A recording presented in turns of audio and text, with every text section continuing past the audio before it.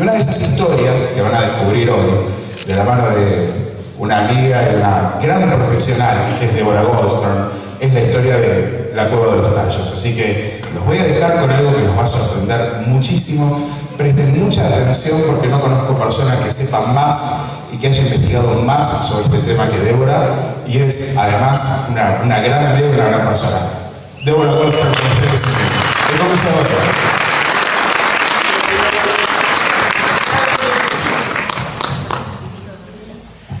Bueno, qué lindo estar acá por primera vez en Godoquén. Estoy muy contenta por la invitación de Cristian Gentiletti, que me ha convocado para traerles este tema, ¿no? Y quisiera que si pueden poner, por favor.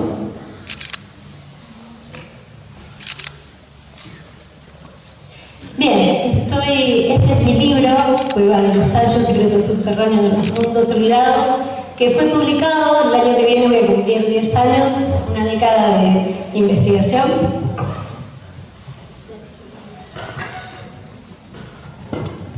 Y así que comencé esta investigación en el 2004, así que son 21 años de investigación y se cumplen una década de que este libro se publicó en España.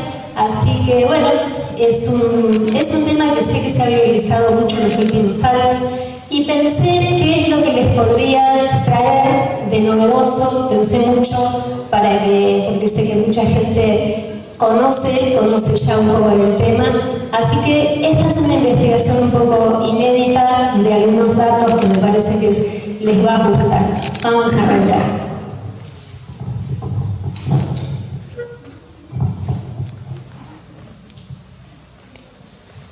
¿El video puede ser? ¿No sale? Ahí está.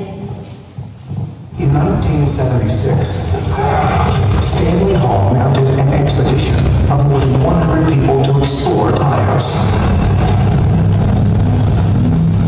Among them was American astronaut Neil Armstrong, the first man to walk on the moon. Entering a cave through a jungle entrance to the Ecuadorian army, the explorers were fascinated by what they encountered, especially large areas that appeared to have been excavated by someone or something.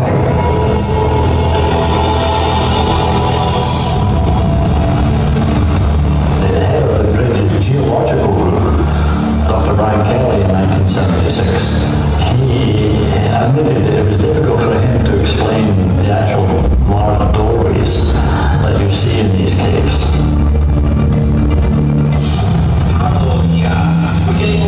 Although Stan Hall's expedition did find a tomb chamber with items dating to 1500 BC, A ring! A stone ring!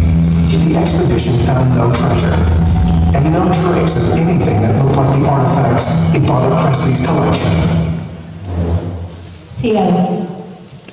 Bueno, este es el hombre, es un escocés, Stan Hall, que fue el que dirigió la expedición en el año 1976, fue una expedición muy importante que convocó a un grupo de científicos escoceses, más de 100, traídos por Stan Hall, que junto con el gobierno ecuatoriano decidieron explorar, y acá estamos viendo la cartografía de esta cueva, hecha por el grupo expedicionario británico. Decidieron explorar esta caverna que se encuentra en la región de Marona, Santiago, en el Ecuador, en una parte muy selvática y fronteriza con Perú. Allí se hallaba una cueva particular y él dijo que alentó a hacer esta expedición, que convenció al gobierno británico de hacer esta expedición, después de haber leído el libro de Erich von Däniken, El oro de los dioses, que fue publicado un año antes, en el año 1975. Allí lo que se recogía era la historia de un húngaro argentino llamado Juan Moritz, quien dijo que en el año 69 haber realizado un hallazgo inesperado en esta caverna, donde habría encontrado reliquias de una civilización desconocida. Él levantó un acta notarial y bueno, esta historia fue recogida y según lo que nos dice nuestro querido Stan Hall, de nacionalidad escocesa, Esto es lo que había motivado la expedición. Sigamos.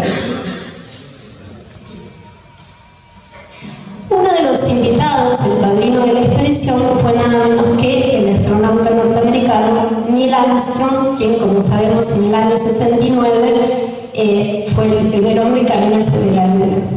Se ha especulado mucho porque vino Armstrong, pero hay una razón específica, y es que tanto él como Stan Hall pertenecen al clan Armstrong, al clan escocés Armstrong, y es un clan muy guerrero. ¿No?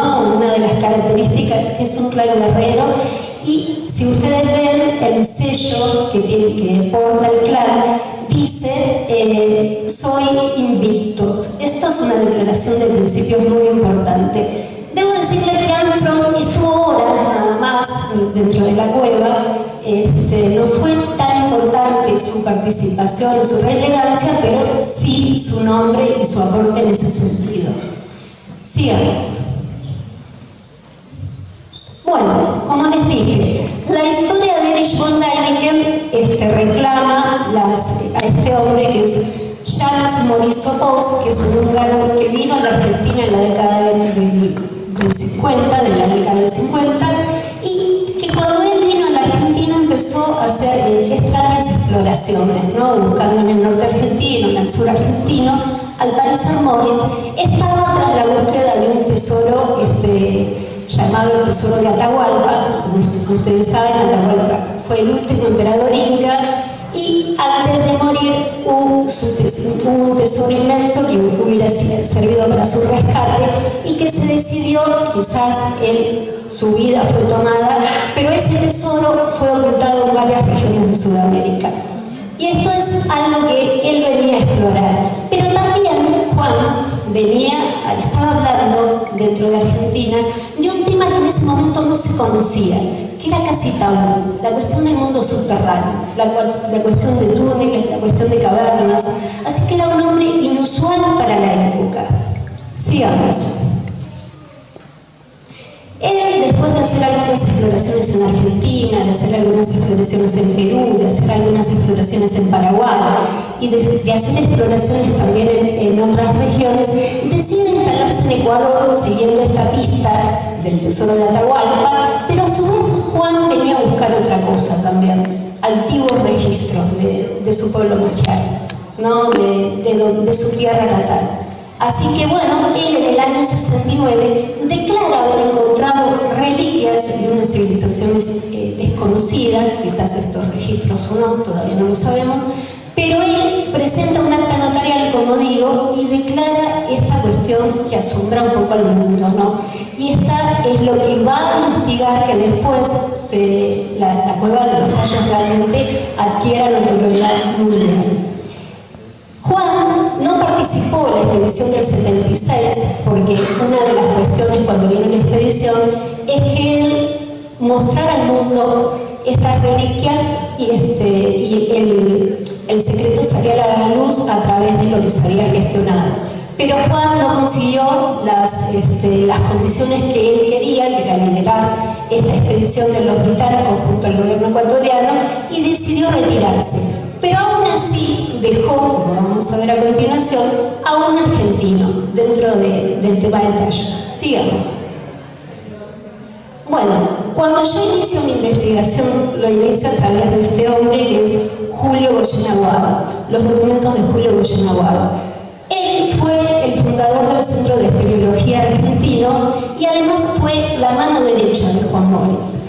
Cuando se habla, cuando ustedes les digan dentro de la cueva de Tallos que hay un argentino porque nadie se acuerda, está este hombre que además fue enviado por Moritz, ¿no? Moritz, como digo, no participó de la expedición, pero sí lo hizo Julio. Y esto lo digo porque cuando inicié mi investigación desde Ecuador, otros lados, me decían que Julio nunca había estado, que Julio no era relevante para la historia. Pero acá estamos viendo algunas líneas de este entramado de por qué Tallos a veces es tan difícil y no se lo mira bien. Y acá tenemos, ¿no? A Goyen junto al astronauta, que es una foto muy linda, y a Goyen con el líder de la expedición, que es Stan Hall. Vamos a ver un fragmento de la visita de Irigoyen al Ecuador en el año 68, acompañando a Moritz, así para decir realmente que Irigoyen estuvo en el Ecuador. Vamos.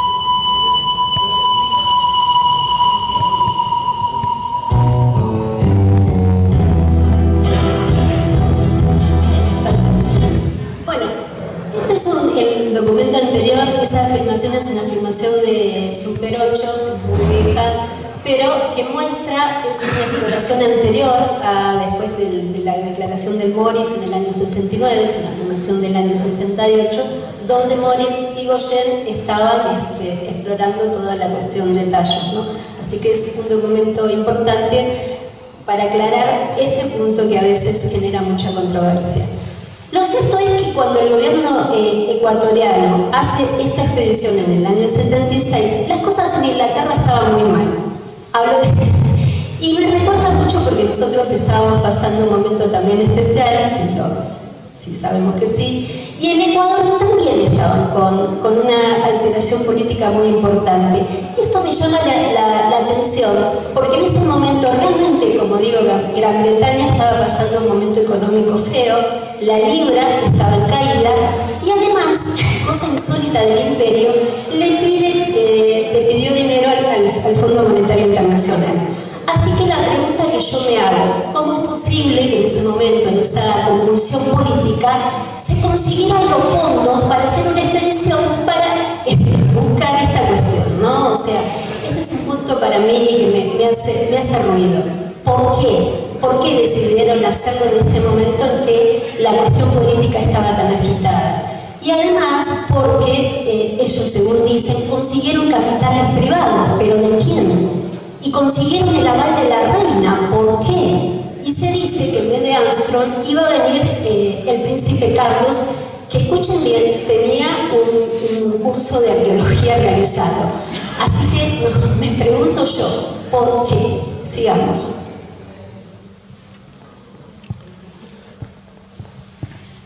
Vamos a parar acá un minutito. Esta es una película que se hizo en el, voy a mostrar un fragmento y que les quiero seguir con esta historia de por qué Inglaterra se decide hacer esta expedición realizada en el año 79. Vamos.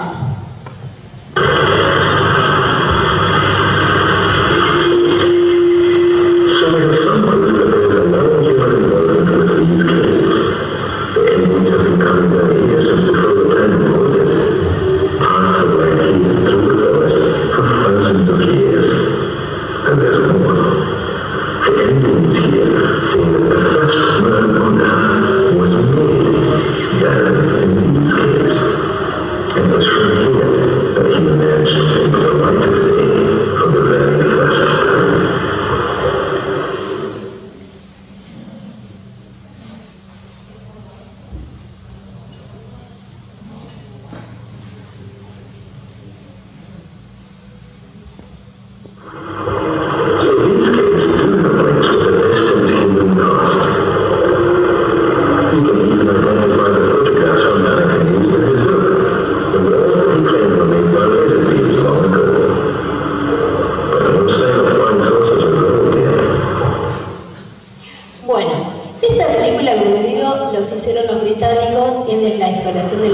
76, la exploración del año 76, la publicaron 3 años después, así, con mal sonido, con mal imagen.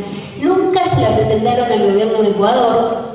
Y toda la película, todo lo que, por eso la traduje, porque encima no está traducida, es una ironía constante, ¿no? Puede ser el humor inglés, pero acá lo que sí me llama la atención es que la cúpula, los científicos, decían, ¿qué estamos haciendo acá? ¿Qué estamos buscando? ¿Estamos siguiendo el tema de alguien que dice que hay extraterrestres en la cueva, que hay un tesoro? O sea, los científicos estaban como, no entendían que hacían entallos, no estaban entendiendo que estaban haciendo entallos, ¿no? Y esta cuestión de no darle la película al gobierno ecuatoriano, sobre todo, ¿no? Nunca se lo dieron los escoceses. Sigamos. Bueno, el líder de la expedición, después de terminar, y le digo que la expedición terminó así, frustrada, no encontraron absolutamente nada, no se llevaron nada, pero el líder de la expedición, que es Stan Holmes, se queda en Ecuador, decide quedarse en Ecuador y va a lanzar un libro muy llamativo que se llama Tallos Wall y que además dice Los archivos de la Atlántida, ¿no? Esto es muy interesante, ¿no? O sea, este hombre se quedó, hizo el libro, siguió como investigando más el tema, ¿no? Sigamos. Bien, una de las cosas que nos dice, nos va poniendo en contexto de quién es él. Él estudió en una de las universidades más importantes de Escocia, que es Edimburgo, ¿no? Es una universidad enorme donde él se recibió de ingeniero. Y lo que él dice es que a los 27 años tuvo un arrebato místico, ¿no? Sintió una luz, o sea, tuvo una experiencia mística, nos está diciendo. Y otra cosa interesante, y un dato no menor, es que en Edimburgo funciona la logia masónica más antigua de todo el planeta, ¿no? Para que lo tengan en cuenta. Ya van a ver, sigamos. Lo vamos a escuchar. Las cosas que estaba diciendo, estaba muy, quería contar de lo que estaba sintiendo y de lo que estaba estudiando. Vamos a ver. Investigar la historia antigua de los mayas, los caldeos, los sumerios, entonces no tengo, por ejemplo, unos raros copias, los 6 volúmenes de la doctrina, el secreto de Blavatsky, todo esto, yo leído bastante de eso. Estamos hablando de otra humanidad, ¿verdad? Bueno, ¿no? Dice algo raro de todo esto. Sigamos. Pero lo que más ruido me hace es que él admite haber leído la doctrina secreta de una de las ocultistas más importantes de todo el planeta, que fue Elena Petrona Blavatsky, que fue la fundadora de la Sociedad Teosófica, ¿no? Esta mujer que revolucionó a fines del siglo XIX con toda salieron los misterios a la luz, empezaron a surgir los misterios nuevamente a la luz de haber estado después del silencio durante muchos siglos, y ella revoluciona a través de estos libros de la doctrina secreta y otras cosas más. Pero aquí lo importante es que esta mujer fue condenada después por el gobierno británico. Fue condenada por la Sociedad Psíquica de Londres, que dijo que ella era una falsificadora, que ella en realidad, que decía tener comunicación con ciertos maestros, en realidad nunca había tenido comunicación. Y esto es un punto importante porque, vuelvo a lo mismo, el líder de la expedición británica dice ser fan de Blavatsky, aunque después, 100 años después, el gobierno británico dijo que había sido un error su condena. Pero aquí, ¿no? Esta cuestión, desde la cúpula, nos están diciendo, ¿no? Que Elena Blavatsky, ¿no? Que van a buscar, que Elena Däniken y los científicos que acompañaron no estaban, parece, tan al tanto. Sigamos. Bien, como digo, ¿en qué creía Hall? Hall dice que creía que hubo antiguas catástrofes en la humanidad y que además consideraba que en Tallos podría haber una página perdida de la historia. Escuchen bien, ¿no? O sea, él decía que había una página perdida de la historia. Entonces, yo vuelvo a la misma pregunta. ¿Quién es Hall? ¿Qué hacía Hall en Ecuador? ¿Por qué se quedó? Y yo estuve en algunas charlas con algunos amigos militares que tengo en el Ecuador sobre qué sabían de Hall. Y lo que sí me dicen es que ellos creían, el gobierno creía, de que Hall era un espía. Que era un espía que estaba investigando ciertas cosas que muchas veces ellos decían que estaba buscando oro, pero eso para mí no creo que sea que estaba buscando oro. ¿Qué estaba buscando Hall? Entonces ahora vamos a ir un poquito para atrás para entender la paradoja Hall. Y van a ver como de mucho más atrás, esta historia de Hall no es que cayó de un repollo, sino que tiene un contexto. Vamos. Bien, les quiero presentar a Alexander Edmund Ronald Stratt Gordon, es un nombre bastante largo, un nativo de Irlanda, de la ciudad de Luz. Nadie lo conoce, pero ahora vamos a ver. Sigamos. Ronald, igual que Hall, estudió en la Universidad de Edimburgo y él se recibió de médico, porque lo que tiene esa universidad es la especialización de medicina. Y él fue enviado después a Canadá, tuvo contacto con el gobierno, lo enviaron rápidamente a Canadá, y allí va a tener una conexión con los indios Cree, que le van a hablar del diluvio, de antiguas tierras desaparecidas, y este mismo tema lo va a encontrar en las mismas misiones que los envían. Sigamos. Bien, ¿qué vemos aquí, no? Ronald no era, como digo, un hombre normal. Perteneció al servicio secreto inglés, la primera camada del M-16 antes del servicio secreto que hoy conocemos, y además era masón grado 33, ¿no? Como digo, ¿no? Estas dos cualidades estaban dentro de este hombre. Sigamos. Bien, en el año 1906, él va a fundar la Atlantean Research Society y la va a fundar en Estados Unidos, en Salem. Y Ronald, como digo, esta cuestión de ser espía, de ser un masón, que parece que a las autoridades esto no le molestaba para nada, y esta cuestión atlante, ¿no? De fondo. Y hay algo más, Ronald iba a una de las sociedades psíquicas más importantes de todo Nueva York, que es Lily Dale, donde iba a dar sus conferencias. Sigamos. Bien, en un punto de esta cuestión, volvemos a Llanos, porque Ronald decía, hablaba abiertamente ya de la Atlántida, hablaba de su desaparición y hablaba de América como un antiguo lugar.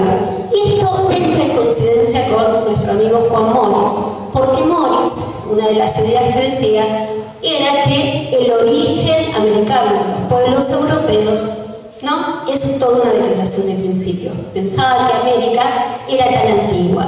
E igual que Ronald, que además de masón y de estudiar la Atlántida y de pertenecer al servicio secreto inglés, hablaba 32 idiomas, se dice, y uno de ellos era el sumerio, igualmente como Morris. Morris, cuando viene a la Argentina, estudia sumerio.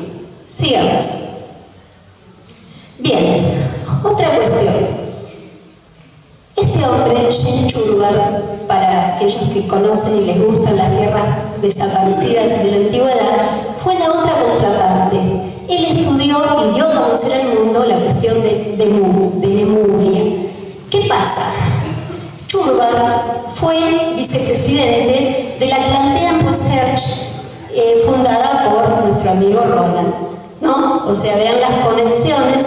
Y porque además se dice que Churward también tuvo una intención de, no sé, desde algo superior que nos está reflotando el tema de estas tierras desaparecidas. Hay una intención de que esta información salga a la luz.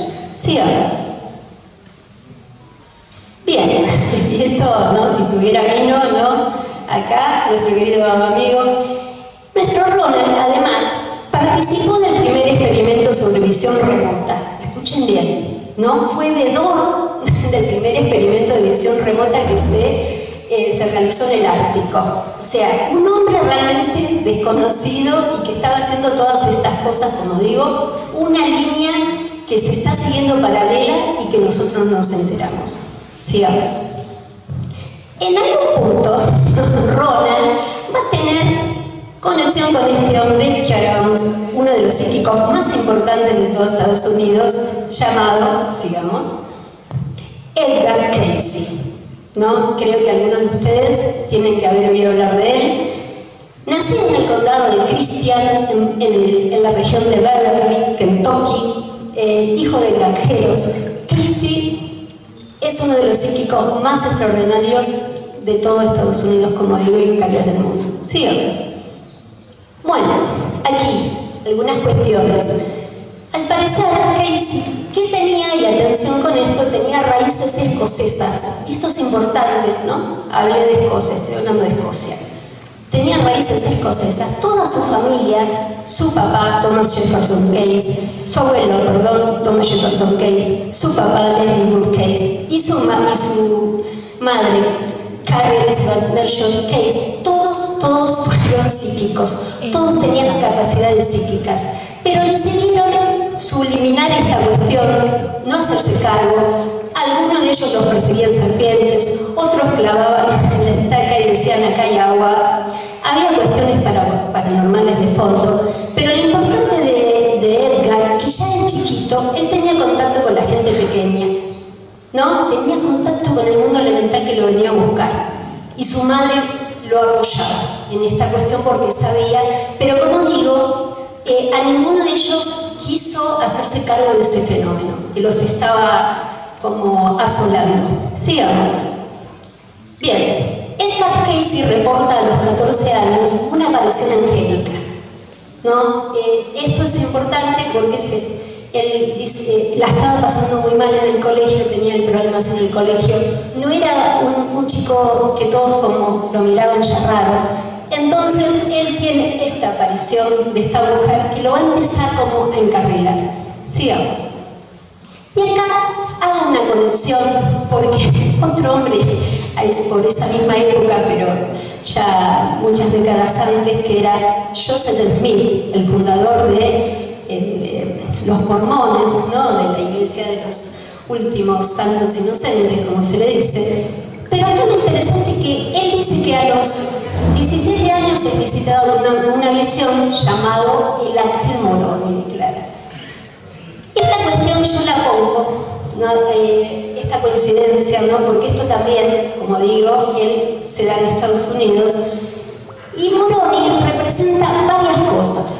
Representa un ángel, representa un antiguo guerrero para el culto mormón y representa una ciudad desaparecida, una ciudad aniquilada en el Atlántico, dicen ellos. Empiecen a entender. Sigamos. Bien. Cayce perteneció a la iglesia de los discípulos de Cristo, la Old Liberty, ¿no? Es una iglesia media fundamentalista, fanáticos de la Biblia, era un hombre muy religioso, ¿no? Y de hecho después se convertiría en maestro de lectura de Biblia, de enseñanza de Biblia. Sigamos. Él intentó seguir su vida normal, se convirtió en un excelente fotógrafo, intentó esa cuestión psíquica que ya lo estaba asolando, seguía sin hacerse cargo y se hizo fotógrafo. Y muy bueno, por cierto. Sigamos. Bien, pero en algún punto el destino lo alcanzó y él lo van a empezar a conocer como el diagnosticador psíquico. Cayce en un momento se queda mudo, no puede hablar, y entonces él mismo hace su curación. Eso va a llamar la atención y se lo va a empezar a considerar luego el padre y el fundador de la medicina holística. ¿Por qué? Porque va a empezar a realizar curaciones a distancia. Cayce iba a hacer diagnósticos a distancia, solamente con el nombre y el apellido, y él ya sabía los problemas que tenía esa persona. Va a empezar una etapa de curaciones, a ser preparados y va a dar resultado. Cayce empieza a llamar la atención del cuerpo médico de Estados Unidos, que lo empiezan también a visitar. Sigamos. Él decía que a través de un estado inconsciente contacta con una fuente universal, ¿no? O sea, la fuente, y acá el tema de los registros akáshicos, decía, algo, una fuente, y desde ahí él extraía y podía hacer este tipo de manifestaciones. Sigamos. Pero en un punto, van a empezar a venir las escuelas de misterios, los van a empezar a visitar, porque Cayce por muchos años siguió ese ritmo y no hablaba de otra cosa que no fuera de curaciones. Pero algunos empezaron a entender y empezaron a ir a visitarlo y le empezaron a decir qué recuerdos había de esta cuestión de la Atlántida. Porque otra cosa que él hacía era leer a las personas sus vidas anteriores. Cayce hablaba de las vidas anteriores de las personas. Sigamos. Esta cuestión es importante porque esta mujer, Gladys David Turner, fue la secretaria, la mujer que después haría, cuando él iba hablando, él entraba en un estado de inconsciencia y no se acordaba lo que decía. Entonces se acostaba, empezaba a hacer sus lecturas y alguien taquigrafiaba todo lo que él iba recordando. Y esta mujer era del 30 de enero, se inicia la era de Acuario y se inician los recuerdos atlantes. Sigamos. Cayce reporta 700 lecturas atlantes durante casi 20 años, del año 1923 a 1943. Se dice que son mucho más, es una infinita información que él nos fue revelando de la Atlántida. Sigamos. Él decía que era un antiguo continente localizado entre el Golfo de México y el Mediterráneo. Decía que era una humanidad remontada antes de Adán y además eran tecnológicamente muy avanzados. Ahora bien, a él todo esto le generaba un ruido bárbaro porque, ya le digo, él nunca recordaba nada de lo que estaba diciendo. Decía, yo dije esto, yo estoy diciendo todas estas cosas, va en contra de la Biblia que me enseñaron, va en contra de todo. Pero lo que estaba emergiendo de esta forma. Sigamos. Él decía que había dos bandos enfrentados, los hijos de la ley de uno versus los hijos de Belial. No, los hijos de la ley de uno, como él lo llamaba, eran los más espirituales, ¿no? Aquellos que decían que todavía tenían contacto con la fuente espiritual pura. Y después estaban los hijos de Belial, ¿no? Una cosa un poco bíblica como él le puso. Decía que eran los que la materia había corrompido, de alguna manera, ¿no? La materia, el descenso de la materia los había afectado. Sigamos. Él va a decir que este continente, cuando se empieza esta guerra entre estos dos bandos, los hijos de la ley de uno, los hijos de Belial, la Atlántida empieza a sufrir y empieza a separarse. Lo que era un continente termina convertido en islas. Y una de las islas principales que va afectando todo este ruido, toda esta guerra fratricida, se va a llamar Poseidia, decía Cayce. Poseidia, decía él, se va a hundir en Bimini, se va a hundir en el Caribe, según lo que él dice. Sigamos. ¿Qué pasa? Él dice que ahí donde se hunde esta isla principal es la isla tecnológica, es la isla más avanzada, donde se estaban haciendo los proyectos atlantes más avanzados, lo dice en el año 27. Y dice que registros de su tecnología están enterrados justamente ahí, en un templo. Y esto después va a decir que dos registros más están enterrados, uno en Egipto y otro está enterrado en México. Pero el principal, el tecnológico, está enterrado en el Caribe. Sigamos. Cayce iba a hablar de un cristal que era como una especie de fuente de energía, que va a llamarlo cristal Tubagón, central de energía atlante. Esta energía, ellos parece que los atlantes, según Cayce, se manejaban con cristales y esta fuente de energía les permitía hacer navegación aérea, navegación bajo los océanos, poder ver la materia. Estaban avanzados, es imposible pensar, ¿no? Todo esto lo que les digo, ¿no? Son las lecturas de Cayce y esta es un poco la reconstrucción del cristal que él decía. Que este cristal, al ser alterado, este era el que permitía la comunicación con la fuente espiritual y algo más, quizás otros reinos. El cristal, al ser alterado, provocó después la destrucción de la Atlántida fatídicamente. Sigamos. En el año, ahora escuchen bien, ¿no? Este ingeniero de la NASA llamado John Hutton, que después de retirarse, porque como saben cuando están en la NASA los tipos mucho no pueden hablar, pero se retiró, se jubiló y dijo, tiro la chancleta, me uno, voy a decir lo que pienso de lo que decía Casey, y él decía que era este cristal, que él lo dibujó, que sería la fuente de la energía, decía que era un generador de campo gravitatorio alimentado por radiación solar, ¿no? Él decía que el cristal extraía energía desde el sol, entre otras cosas, y le permitía un funcionamiento de toda su tecnología. Sigamos. Casey va a dar una profecía muy importante en el año 40 que dice: Poseidon estará entre las primeras porciones de la Atlántida en surgir de nuevo. Se espera para 1968 o 1969, no tan lejano, que es una lectura que emite 5 años antes de fallecer, ¿no? Dice que esas tierras se van a emerger, van a empezar su ascenso. Vamos. Bueno, en 1900, y acá esto es importante, porque en 1931 se funda la ARE, Asociación para la Búsqueda de la Iluminación. Este instituto es muy importante porque va a facilitar las expediciones, las exploraciones, todo lo que tenga que ver con las lecturas de Casey, sobre todo de la Atlántida. Y acá hay un dato, porque la CIA, 30 años después, 1964, va a meter sus narices en la ARE, se va a infiltrar, va a ir a ver qué dicen, qué están diciendo estos tipos, qué es lo que están diciendo sobre dos cosas, sobre la Atlántida y sobre los registros akáshicos. Y de los registros akáshicos hay un memo de la CIA que estaba muy interesado en esa cuestión de la conciencia, en esa cuestión del tema de los recuerdos. Así que bueno, este instituto va a ser fundamental. Sigamos.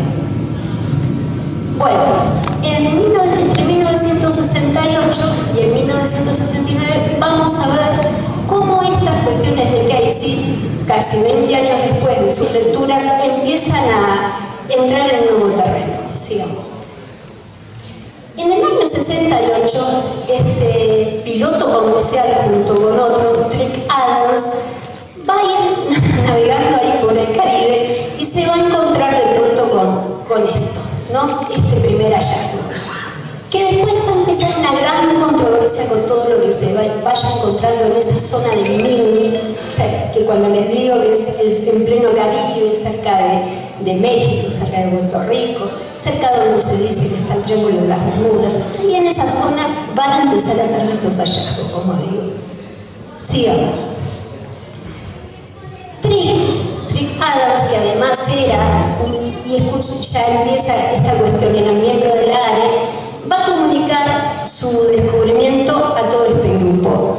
Y acá vamos a ver a 3 pesos pesados: Joseph Mason Valentine, Dmitry Revikov y Jack Mayol. Jack Mayol es muy conocido en los últimos años por ser llamado el hombre del film, un hombre que podía respirar a grandes profundidades sin ningún aparato de por sí. Y después vamos a hablar de Valentine y vamos a ver algunas cosas de Dmitry Revikov. Sigamos. Bien, este hombre, esta información que se empieza a transmitir del piloto y este grupo que se forma, que venían 20 años investigando toda la cuestión del Caribe, este hombre además es el inventor del primer dron submarino, escuchen bien, y además es el inventor de la primera fotografía submarina de alta calidad. Con estos elementos, él empezó ya, tenía información del año 58, de que había ciertas ruinas ahí en el Caribe y él las había empezado a ver. Ya se sabía que había ruinas ahí en el Caribe. Él después va a entregar su información a este hombre, que es Pierre Carnat, en un libro que se va a hacer muy conocido en los 70, que se llama La historia empieza en Bimini. Todas las fotografías que ustedes van a ver en el libro son obra de Dmitry Revikov, ¿no? Entregando la información de lo que iba sucediendo en el Caribe. Sigamos. Vamos a ver ahora parte del descubrimiento que se hicieron. And Poseidon will be among the first portions of Atlantis to rise again, expected in 68 or 69. That prediction was made in 1940. In 1967, a pilot flying over the Bahamas sighted a rectangular structure beneath the crystal clear waters. It was precisely where Casey had said Atlantis would be, under the slime of ages of seawater, near what is known as Bimini, off the coast of Florida. And here they lie, huge white blocks chiseled with incredible precision and covering a large area of the ocean bottom. No one knows how they got here 35 feet beneath the sea off the coast of Bimini. But here they are found. Two possible explanations exist. One, the stones of the remains. Bueno, ese era un documental, ¿no?, de los 70 ya mostrando el parte del descubrimiento de lo que se llamó la carretera de Bimini, y ese es el descubrimiento que empieza a hacer este grupo, ¿no?, que les mostré estos tres buzos, descubren hacen este gran hallazgo. Pero aquí hay un dato importante, porque este descubrimiento en realidad es gracias a este hombre en parte que se llamaba Boniface Sam, que era un guía turístico de ahí de Bahamas, que lleva a estos hombres a ver. Y esto quiere decir que los locales ya sabían, siempre supieron que había algo, ¿no? Y así que es importante rescatarlos. Sigamos. Bien. Esta mujer va a aparecer en un momento después que se hagan los hallazgos y hay un problema. No hay fondos para seguir investigando. Y se va a presentar esta mujer llamada Margaret Sanders, que está en conexión, no sé si ven el loguito, con este hombre, ¿no? Este loguito de comidas rápidas, Harlan Davis Sanders. Es su hija. Margaret, que era además una devota de las lecturas de Casey y millonaria, obviamente, además era escultora, esculpía para todos los presidentes de Estados Unidos, se casaba con Einstein. Bueno, una mujer muy, muy interesante, que va a llegar en un momento clave para seguir ayudando con la información. Sigamos. Ella va a fundar en el año 69 la Sociedad de Investigación Arqueológica Marina, para que el tema de la Atlántida siga en actividad. Y además, quiero decirles que su hijo, el de quien hablé hace un ratito, llamado Trick Adams, es el que empieza a hacer el primer descubrimiento del Caribe. Ustedes fíjense, madre e hija, ayudando a ascender el tema de la Atlántida, ¿no? Y como todas estas conexiones están presentes. Sigamos. Después, Margaret va a seguir apoyando un nuevo grupo que después van a hacer un libro que se va a llamar Atlantis, la autografía de una búsqueda, de estos dos autores. Gracias.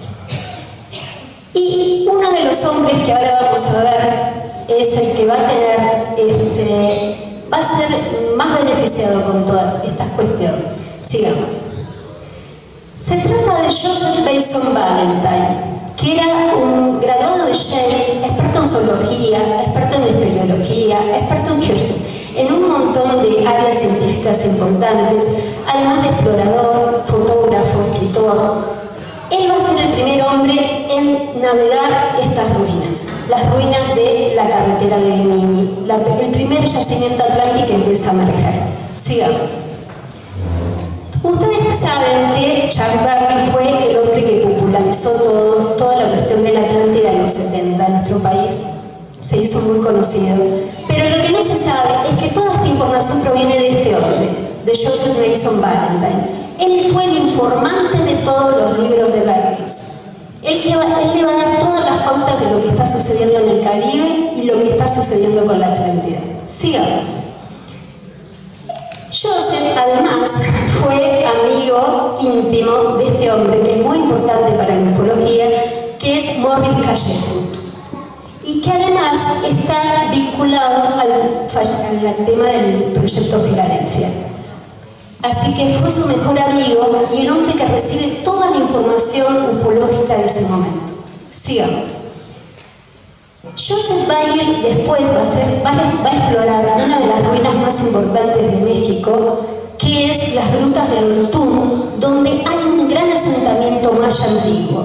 Allí no va a ir solo, va a ir con este hombre, que es George Van Williamson, Y Jonathan Williamson es uno de los primeros contactados conocidos y que en el año 1952, junto a George Adamski, dicen haber tenido contacto con un venusino en el desierto de Mojave.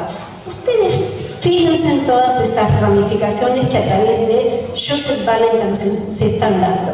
Y ahí, en estas grutas de Lutún, en estas grutas mexicanas, van a encontrar esta efigie rarísima y además, llevados por chamanes de la zona, van a encontrar megafauna dentro de estas cavernas. Y esto es muy importante, ¿no? Porque está diciendo que algo sucedió, algo en el pasado de América pasó, muy importante. Sigamos.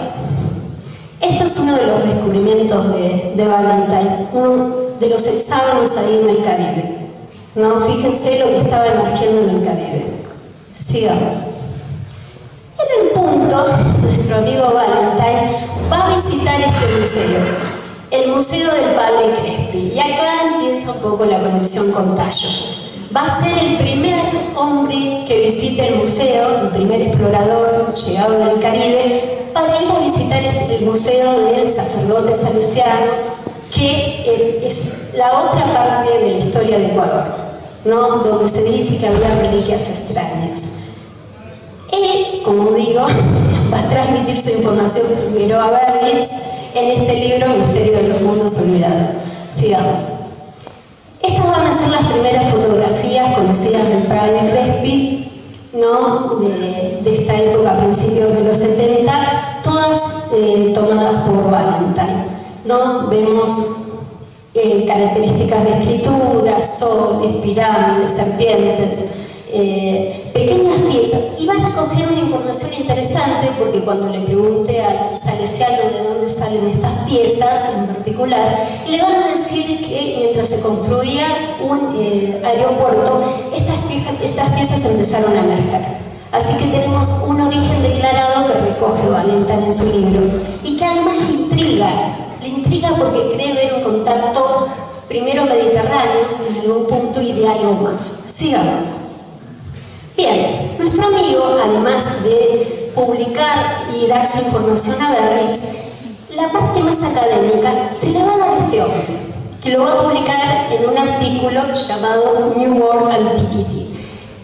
Quiero presentarles a Egerton Sayers, fundador del Centro de Investigación Atlante, otro atlantólogo, en el año 1947, en un sitio especial que es Egipto y que después va a tener varios traslados. Egerton Sayers, como saben, es británico y además fue espía del gobierno británico, nuestro tercer espía. Tenemos otro espía, ¿no? Bien, sigamos. Egerton, que era además experto en mitología, les va a decir a los cubanos, escuchen bien, en el año 50 le va a decir a los cubanos que tienen ruinas, que ya sabían que había ruinas, ¿no? Esto es importantísimo. Y como saben, en el 2001 apareció una noticia de que se habían encontrado ruinas ahí en Cuba. Por supuesto, este tema, que daría para largo, solamente se los quiero referir, y las conexiones que uno va atando con todo esto. Este descubrimiento realizado por un equipo canadiense ruso que estaban buscando, porque Fidel Castro los había llamado para buscar galeones de tesoros. Y al encontrar los galeones de tesoros se encontraron con ruinas que parecen metrópolis gigantescas. Después entró un apagón informático infernal, Cuba se llamó a silencio, negó todo, dijo que empezaron proyecciones como ahora están saliendo en Egipto de radar increíbles y dijeron no, esto es mentira, esto se tuvo que ir, este grupo se tuvo que ir, y todo este descubrimiento que fue, como digo, profetizado por nuestro amigo espía británico Egerton Sayers, quedó en la nada, por ahora. Sigamos. Bien, en una segunda etapa va a llegar otro caribeño, otro explorador caribeño, enviado por nuestro amigo Joseph Nelson Valentine, que dice, anda a fotografiar todo lo que hay en ese museo. Y nuestro amigo Richard Wingate va a ir a a fotografiar todo lo que va a haber del Museo de Crespi y lo va a publicar en este libro que se va a llamar Los Puts of Atlantis, ¿no? La parada de Atlante, una cosa así. Sigamos. Bien, va a fotografiar que además Richard Hemingway, además de ser explorador del Caribe, era teósofo, era espirituista y creía mucho en la Atlántida, ¿no? Tenía todas estas características.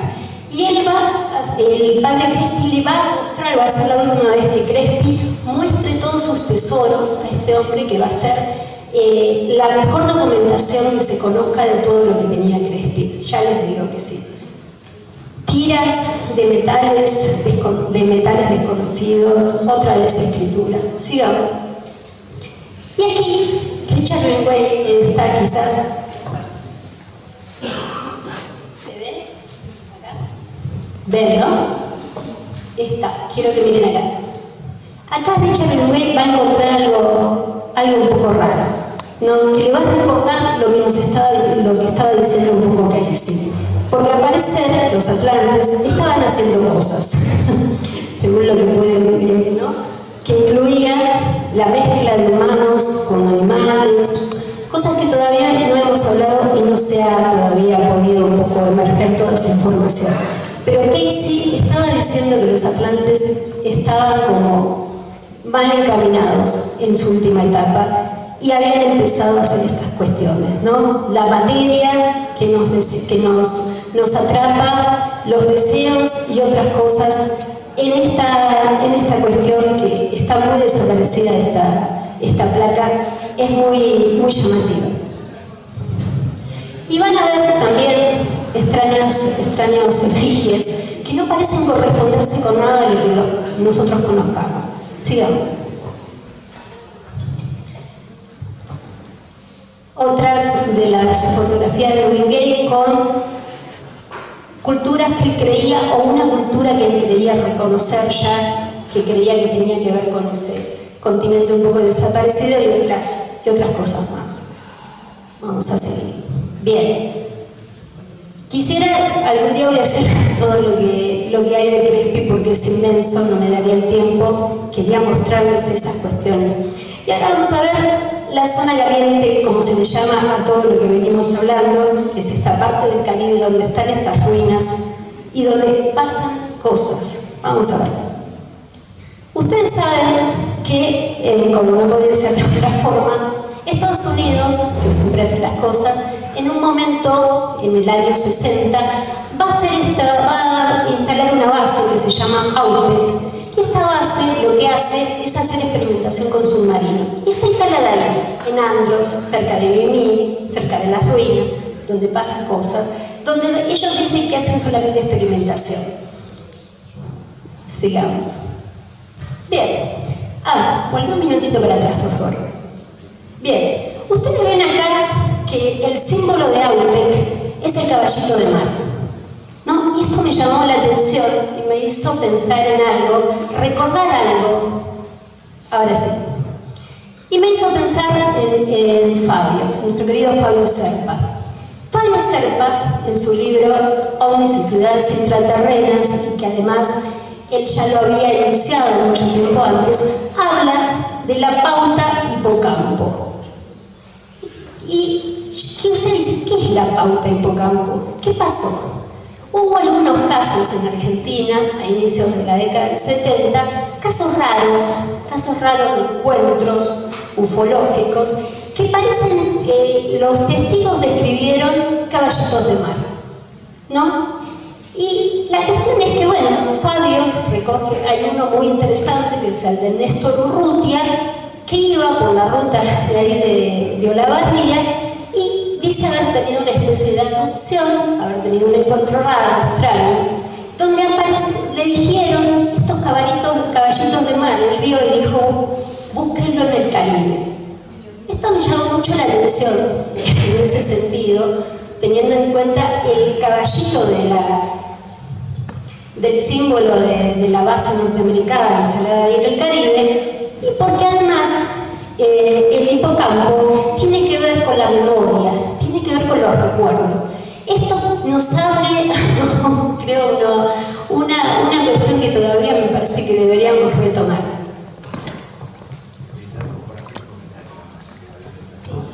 Hablando de Serpa, hay un dato que después no lo pude nunca rescatar, de trabajar un par de años con Serpa. Me cuentan que un par de buzos en Puerto Madryn habrían localizado una especie de, no sé si vestigio de ciudad, etcétera, que tenía grabado la forma de un hipocampo, aquí en Argentina, en Puerto Madryn. Nunca pude encontrar quiénes fueron los buzos y eso, así que quedó en la nada.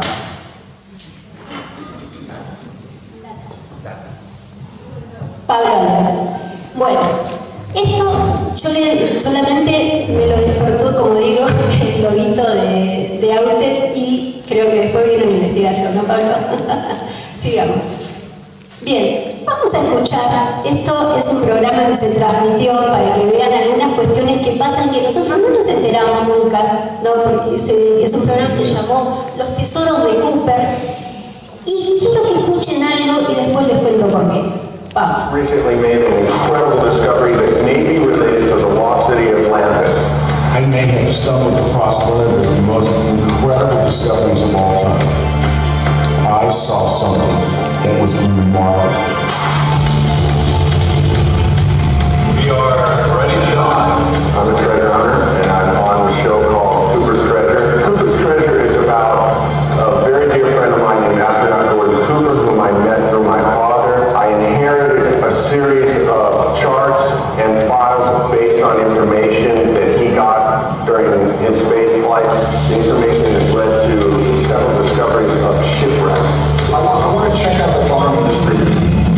Most recently, we were investigating the site based on the information that Gordon gave me from one of his files. When we were diving down in the submarine, we came across this area, this very beautiful reef area, but we noticed something very different about it.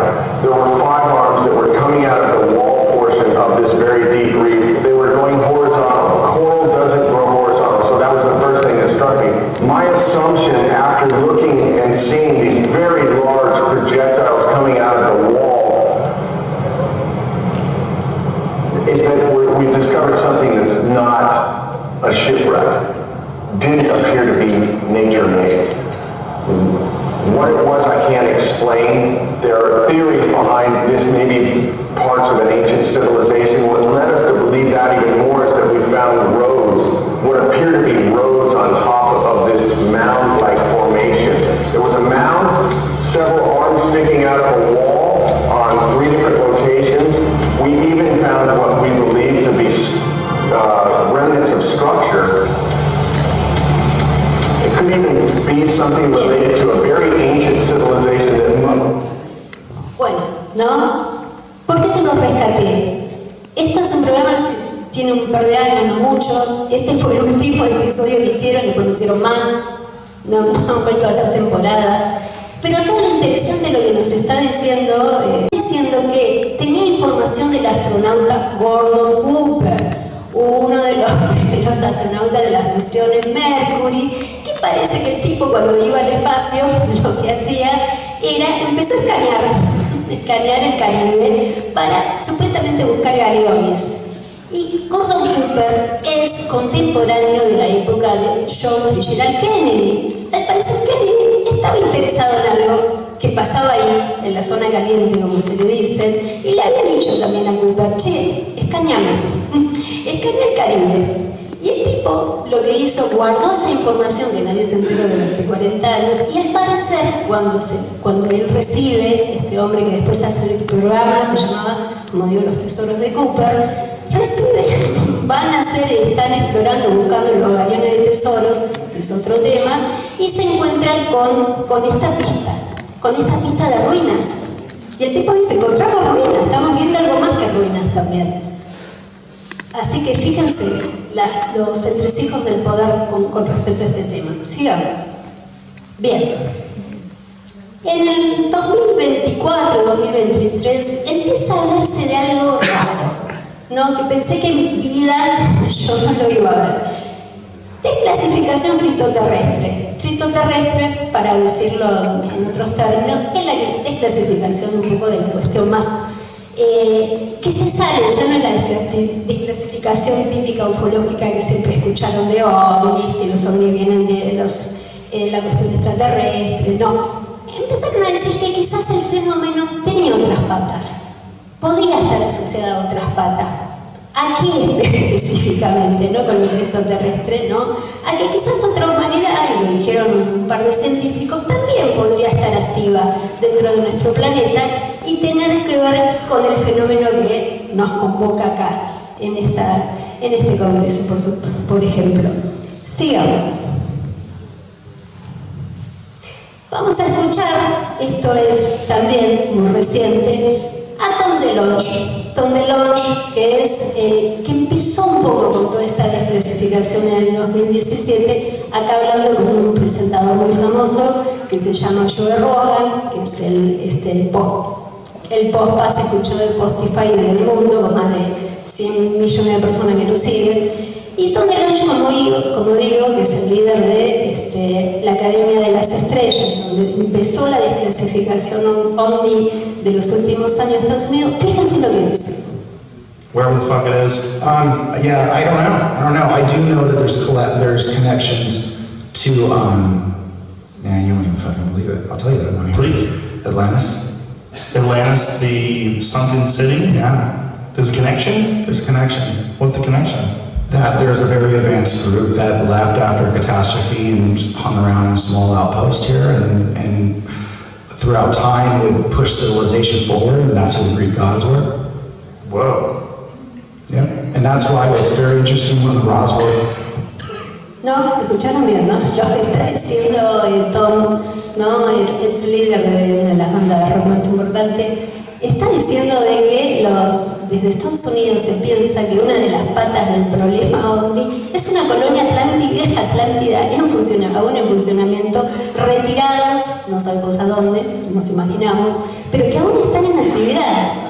Sí, hay que entender que toda esta desclasificación, desgraciadamente, que también está saliendo, viene de ciertos servicios, ¿no? Muchos informantes de la CIA, ya sabemos, hemos escuchado, ¿no? Es extraño, pero sí me llamó la atención de que estén reconociendo algo o no, o quizás es pecado podrido o no lo sabemos todavía, pero sí me llamó la atención esta cuestión de que se empieza a hablar de la cuestión cristoterrestre, ¿no? Que antes parecía imposible, era tabú hablar de que quizás otra humanidad, quizás la Atlántida no terminó, como lo dijo Casey, sino que algo siguió adelante y que todavía sigue en funcionamiento, otras tierras siguen en funcionamiento.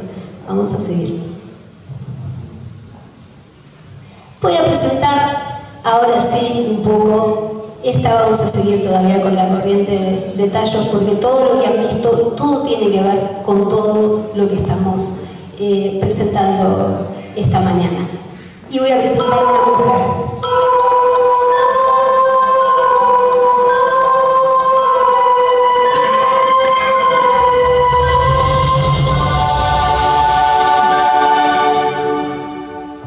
Bueno, ella es Bettina Allen. Fue una investigadora muy importante. Le voy a pedir a mi amigo Pablo. No.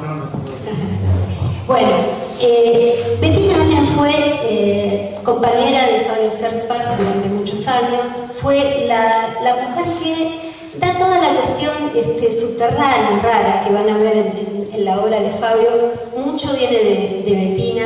Tuve oportunidad de conocerla en sus últimos años y ella además tuvo una importante cuestión con tallos porque, como vamos a escuchar, ella tuvo acceso a los misterios, conoció a Juan Morís cuando Morís estaba en Argentina y además fue partícipe de una expedición, según ella contó, reservada, donde Morís mostró aquello que todavía falta salir. Y vamos a escucharla en una entrevista que le hicimos Alan Stiberman y quien nos está presentando. Esto fue realizado en el 2015. Vayamos.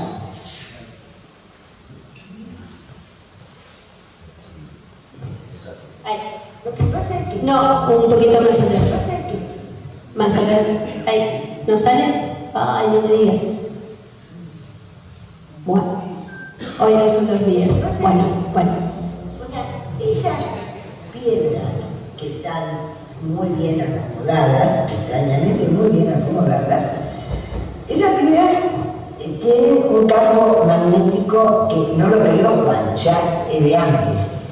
O sea, creado por la tecnología que hay una gran tecnología dentro de la cueva. Y Juan tenía, después de mucho, digamos, tener contacto con ellos, le dieron lo que se llama una llave táctica, que ella la colocaba acá en la palma de la mano, y con hacer esto, una de las piedras se abre, ¿viste cómo abre el sésamo? Igual, y da entrada a la ciudad propiamente dicha de los, como él lo llamaba primero, velas de los intraterrestres. Es una ciudad totalmente armada. Claro, para estos seres superiores, ¿no? Claro, Descendientes de esta civilización. Y está la sala de estudios. La sala de estudios es la sala donde están todas las láminas de oro, que nadie las sacó, y dudo que las lleguen a sacar. Bueno, Bettina en un video, también pido disculpas, es un día tecnológico. Bettina habla además que estos intraterrenos serían atlantes, llama, y que Morris tuvo contacto, tenía contacto, y tenía, además y hay que saber por qué él tuvo contacto, y que esta realidad que nos presenta Bettina, y de todo lo que tendría la Cueva de Tallos, ¿no?, a nivel tecnológico, tendría que ver con esta cuestión que les vengo contando, ¿no? Un poco lo que Casey nos estaba diciendo y que nos parece un poco irreal. Pero Bettina recoge toda esta información y además es llevada a ver parte de esta información por Juan Morris, que, como digo, Morris no confió en su momento de hablar de todo esto, que fue muy difícil, que lo hizo en el año 69. Así que Bettina habla de esto abiertamente, como digo, de que hay una gran tecnología de tallos y que Morris tenía la forma de conectarse y poder entrar a otros recintos que a nosotros ahora nos es difícil. Sigamos. Bien, yo quiero decirles, esta cuestión pensé un poco si transmitirlas o no, pero es importante que entiendan por qué Morris y no otro puede quizás entrar así nomás a todos estos misterios profundos, ¿no? La zona de misterio profundo de Tallos, que no es bajar a la caverna solamente, sino que estar en algo más, como él tenía. Hay que entender que Morris, como digo, no llegó a cualquier lugar. Él llega a un centro de poder, a un ombligo del mundo, donde están estos registros que él encontró y que dice que pertenecen a una civilización, no solo de Atlántida, porque él vino buscando otro tipo de registros, pero en el medio salió este contacto. Y él fue además un talto, como se le decía, que en Hungría los taltos son los sabios, son los transmisores de conocimientos. Él además se llama Janos Morris, y Janos está vinculado con el misterio, con un misterio que es el de Janus, el dios es una deidad que, según los romanos, tenía la cuestión de el contacto con los mundos, la llave, el portero. Morris era el portero, lo llevaba a su nombre, lo llevaba, además era pisciano, el pez, ¿no? Son todas realidades, yo sé, ocultas, esotéricas, que quizás a ustedes les parezcan un poco raro, pero Morris no era una persona común. No estamos hablando de todos los personajes que les mostré hasta aquí, no son personas comunes, son personas que venían con un destino y con algo más. Además, Morris, cuando entra a Tallos, le es legado este amuleto, es el hombre parado de esfera, que es un concepto muy importante que habla de que la Tierra era redonda. Hay un mensaje desde la cueva, porque ese mensaje llegó, ¿no? Como saben, ¿no? Que la primera vez que se dijo que la Tierra era redonda, la iglesia se puso loca, ¿no? O sea, tardó mucho tiempo en restablecer a Galileo que tenía razón. Así que hay un mensaje desde algo profundo que nos dice, y ese era el amuleto de Morris, que fue la primera cosa que encontró en la cueva de los Tallos. Vamos a seguir.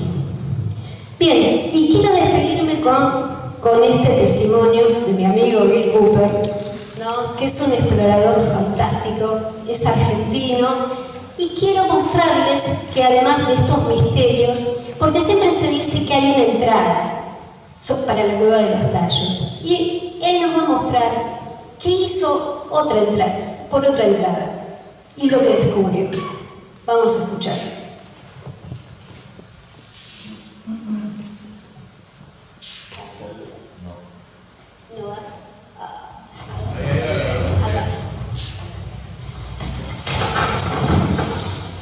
Hola Débora, ¿cómo estás?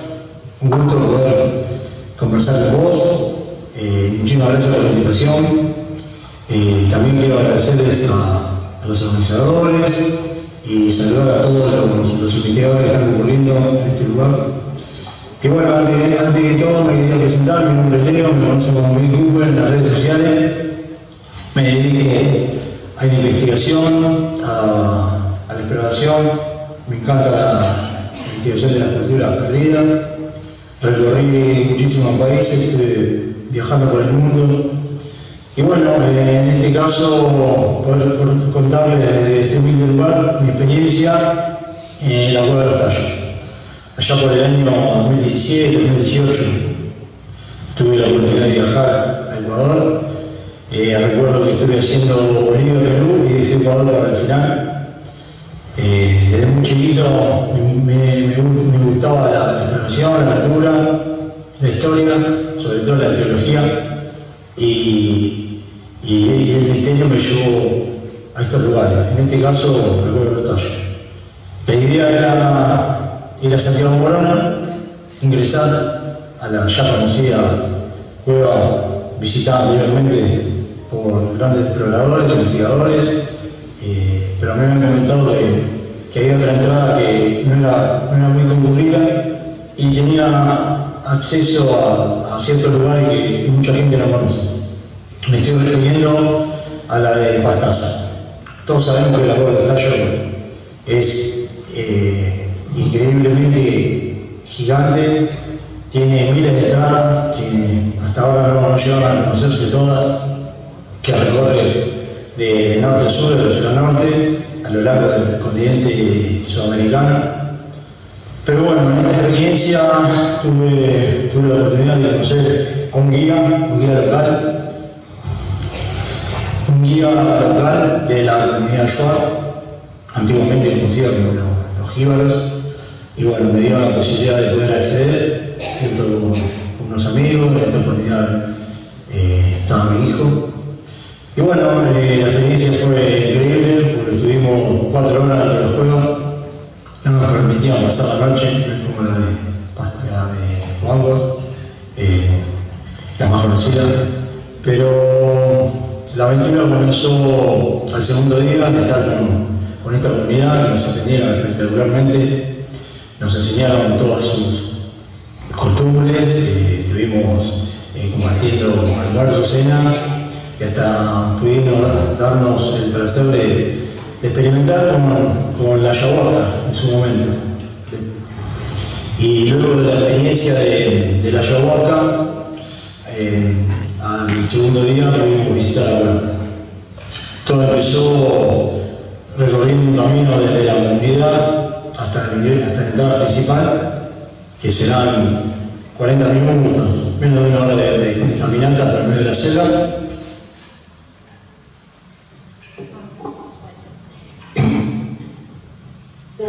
Y bueno, hasta que llegamos a...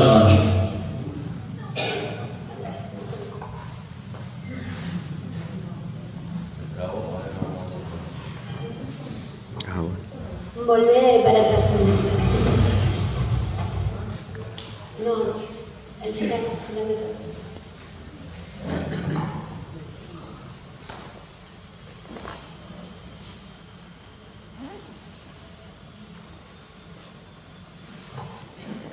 Otra, ahí, párate.